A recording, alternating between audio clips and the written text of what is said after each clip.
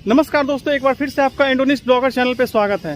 दोस्तों आज मैं पटना के एक ऐसे लोकेशन पे लाया हूँ जो कि पटना में काफ़ी ज़्यादा फेमस है और इसका एक लंबा इतिहास रहा है। पटना की खूबसूरती को बढ़ाने में इस इमारत का भी अहम योगदान रहा है, जो 238 सालों से यहाँ पे हिमालय पर्वत की तरह टिका हुआ है और इसकी खूबसूरती को देखकर आज भी पटनावासी गौरवान्वित महसूस करते हैं कि हमारे बिहार में कुछ ऐसा है जो पूरे विश्व को अपनी ओर आकर्षित करता है।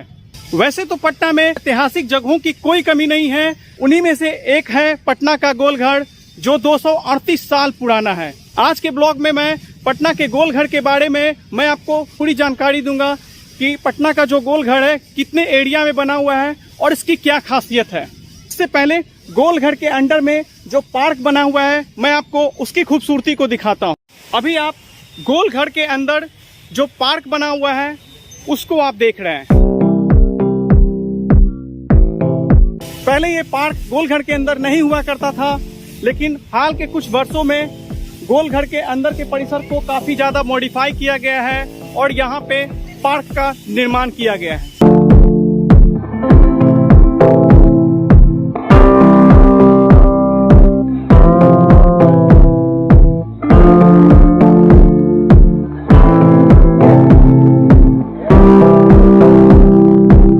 पार्क की खूबसूरती को काफी ज्यादा निखारा गया है और काफी अच्छे ढंग से इसको सजाया गया है। और वो रहा पटना की शान गोलघर, जो पटना की खूबसूरती में 4 चांद लगाता है। तो गोलघर परिसर के अंदर आइएगा तो आपको कुछ इस तरीके का पार्क देखने को मिलेगा जो आपके मन को पूरी तरह से मंत्रमुग्ध कर देगा।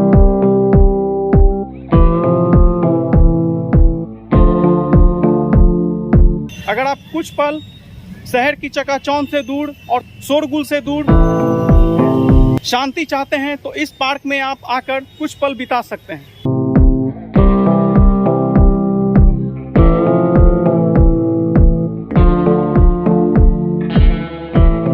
तो कुछ इस तरीके का नज़ारा आपको गोलघर परिसर के अंदर आपको देखने को मिलेगा।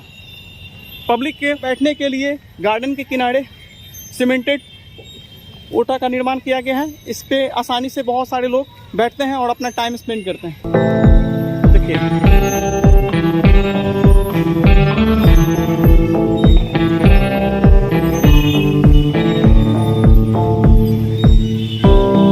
अभी आप जो गोलघर परिसर के अंदर का जो नज़ारा देख रहे हैं वो पहले इतना खूबसूरत नहीं हुआ करता था। हाल के वर्षों में इसको काफ़ी ज़्यादा मॉडिफाई किया गया है और इसको एक पार्क का रूप दिया गया है। पहले यहाँ पे ये सब चीज़ें नहीं लगी थी, लेकिन अब पब्लिक को टाइम स्पेंड करने के लिए ये सब चीज़ें लगाई गई ताकि बच्चे जब यहाँ आए तो खेल कूद कर सकें।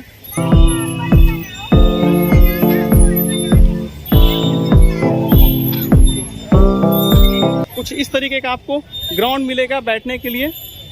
साइड में छोटे मोटे पौधे लगाए गए हैं ताकि इस गार्डन की खूबसूरती को बरकरार रखा जा सके।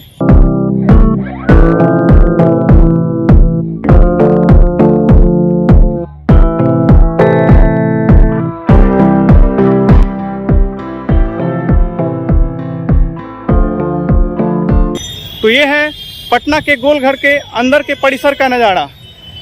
ये गांधी मैदान के रोड्स के चारों तरफ बीचे बीच में ये गोलघर स्थापित है। इसका जो पार्क का एरिया है वो काफ़ी ज़्यादा बड़ा बनाया गया है ताकि लोग आसानी से कुछ पल अपना सुकून का बिता सके शांति के साथ। वहाँ पता नहीं झील है कि क्या है, बट तालाब जैसा लग रहा है।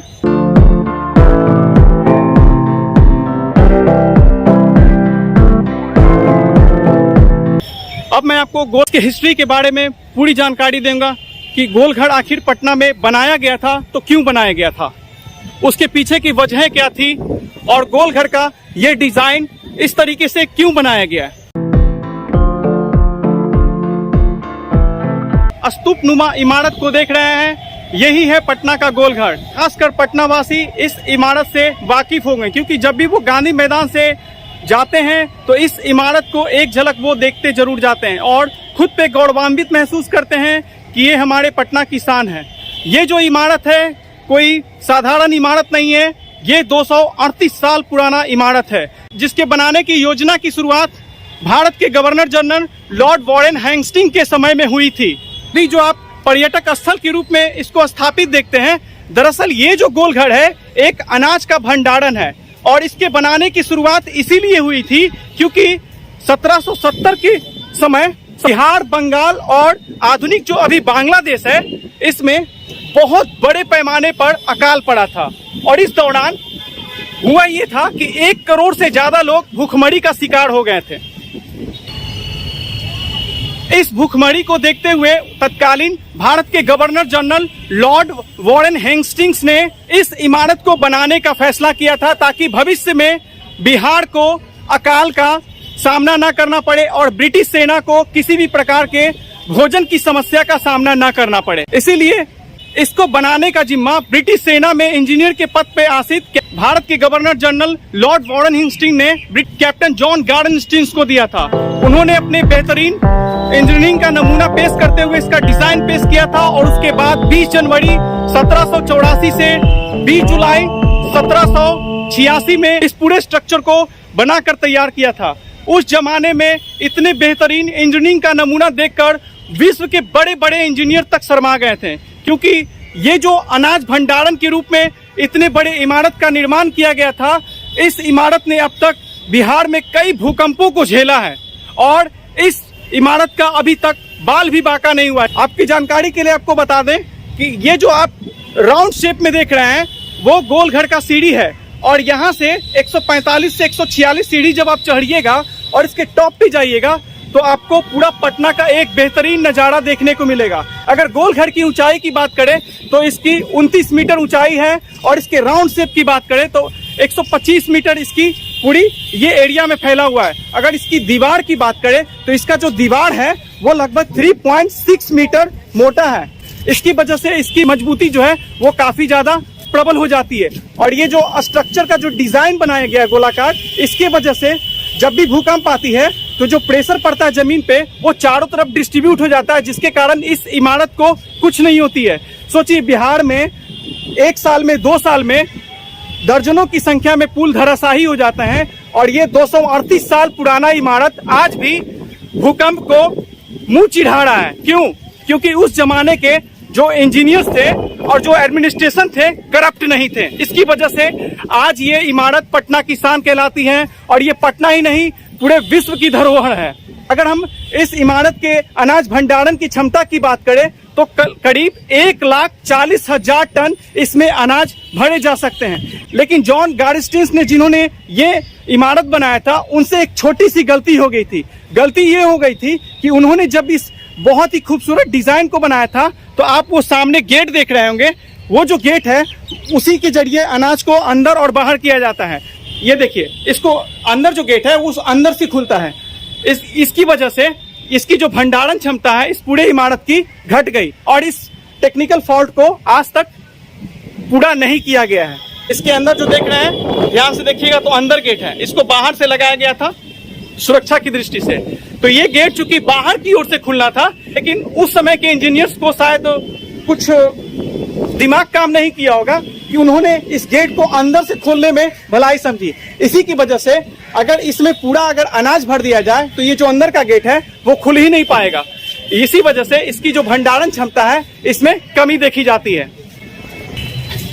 जिस सीढ़ी की मैं बात कर रहा था ये वही सीढ़ी है। ये टोटल 145 से 146 की संख्या में है ये सीढ़ी। अगर आप बिहार आते हैं और पटना आते हैं और गोलघर को एक्सप्लोर नहीं करते हैं, गोलघर को नहीं देखते हैं, तो आपका पटना आना समझिए कि अधूरा रह जाता है। तो ये जो सीढ़ी देख रहे हैं ये चारों तरफ राउंड शेप में ये घुमा हुआ है। ये जो सीढ़ी देख रहे हैं आप, इसी सीढ़ी के जरिए आप टॉप फ्लोर पर उसके पहुंच सकते हैं और वहां से पटना के लगभग 5 से 10 किलोमीटर के रेडियस को आसानी से आप ऊपर में चढ़कर देख सकते हैं। और ऊपर चढ़कर देखने के बाद जो पटना का आपको नजारा लगेगा वो इतना ज्यादा इनक्रेडिबल लगता है कि मैं आपको शब्दों में बयान नहीं कर सकता हूँ।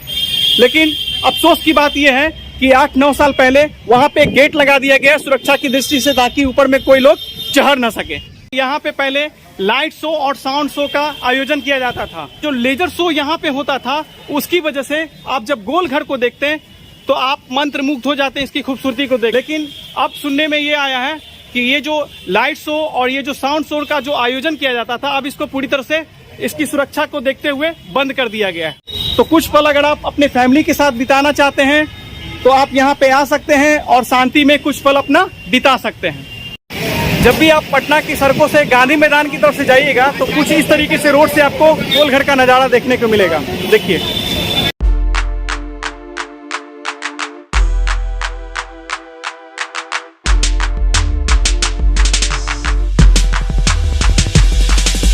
जब दानापुर के साइड से आइएगा तो आपको सबसे पहले गांधी मैदान में एंटर कीजिएगा तो आपको गोलघर कुछ इस तरीके से दिखाई देगा। दूर से देखने पे गोलघर देखिए कितना ज्यादा खूबसूरत लगता है।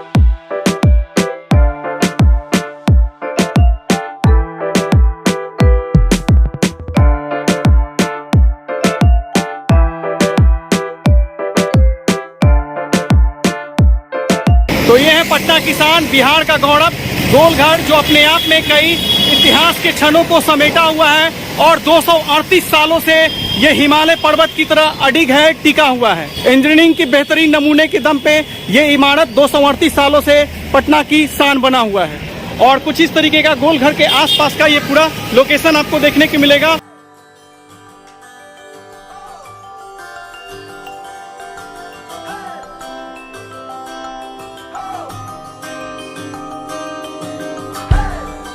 ये भी हम लोग तेजी से गांधी मैदान की तरफ बढ़ रहे हैं और ये जो अभी आपको मैं रोड दिखाने जा रहा हूँ ये मरीन ड्राइव की ओर जाती है, जो कि अभी पटना का एक हॉट स्पॉट लोकेशन माना जाता है, जहाँ पे लोग शाम में घूमना काफ़ी पसंद करते हैं।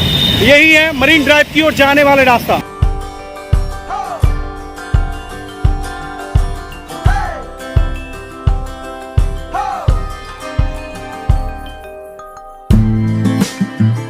जब भी आप गांधी मैदान की साइड आइएगा तो आपको साइड में जो है वो नर्सरी कुछ इस तरीके का देखने को मिलेगा।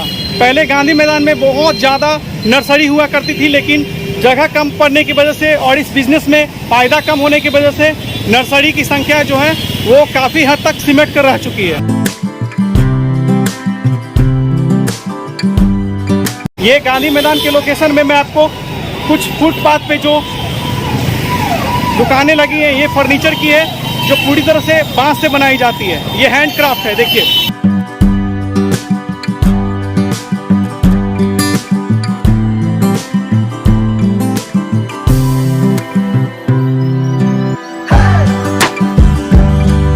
तो गांधी मैदान में जैसे आप एंटर कीजिएगा तो आपको साइड वाइज ये सब दुकानें देखने को मिलेगी।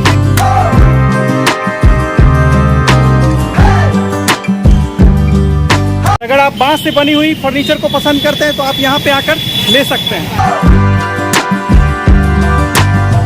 तो ये हम अभी गांधी मैदान के पास पहुँच चुके हैं। ये जो आप देख रहे हैं ये गांधी मैदान के बीचों बीच में चिल्ड्रन पार्क बनाया गया है बच्चों के लिए। यहाँ पे बच्चे पिकनिक मनाने अक्सर आते हैं और यहाँ पे बच्चों के लिए बहुत सारे खिलौने रखे गए हैं।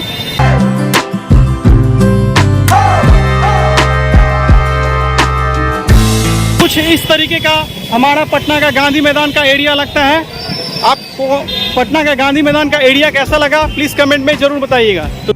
तो दोस्तों आज के ब्लॉग में मैंने आपको पटना के गोलघर के बारे में बताया, आपको कैसा लगा प्लीज़ कमेंट में बताइएगा। धन्यवाद, जय हिंद, वंदे मातरम। हम मिलेंगे अगले वीडियो में एक नए लोकेशन पे।